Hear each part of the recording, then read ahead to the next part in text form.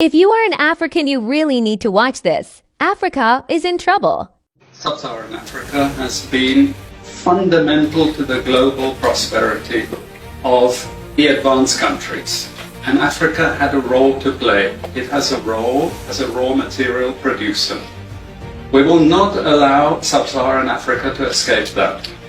Okay, we do everything to keep Sub-Saharan Africa where it is, also impoverished. It's absolutely vital for the prosperity of everyone else. So let's get clear about that.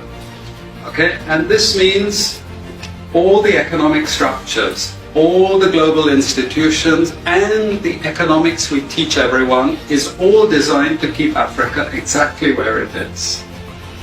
And whether it is Europe or US or now China, it's always the same.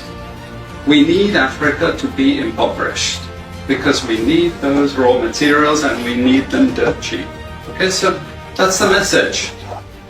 It doesn't mean to say that there's nothing Africans can do. Of course there is. This is what it's about. Because if Africa does do something different, I assure you living standards of all those in Europe and North America and Asia is going to fall.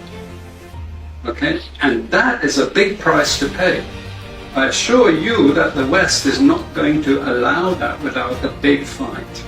Okay, so the job of many Western academics is to convince Africans they have to keep doing what they're doing. Okay? And to show them it's your fault that you're poor. It's not our fault. It's your fault that you're poor. You know, so this is what we do in academic institutions. We know the basic forces that have caused this underdevelopment. We know it's colonization. We cannot afford to allow Africa to industrialize and start producing manufactures.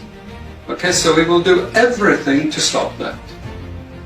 And I'm going to show you how we actually block that. We had East Asian rapid industrialization processes. So in the earlier period, we had Japan and Korea and Taiwan. Okay, rapid growth, sucking in raw materials from Africa, driving up the prices. And after those countries finished industrialization, then Sub-Saharan African growth rate again fell. Sub-Saharan Africa is condemned to this role, just the supplier of raw materials, not a manufacturer.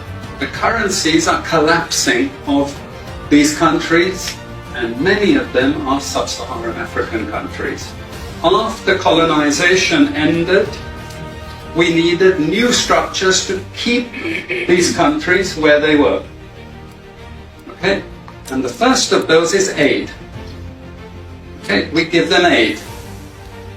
Aid for what? Actually, we give them aid to keep repressive regimes in power. That's all.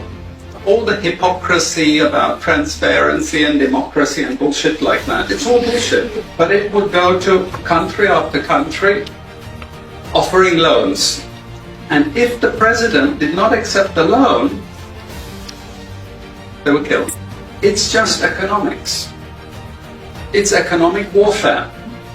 The rich declare war on the poor. It happens everywhere. It happens in a country. The rich control the government. Of course they do.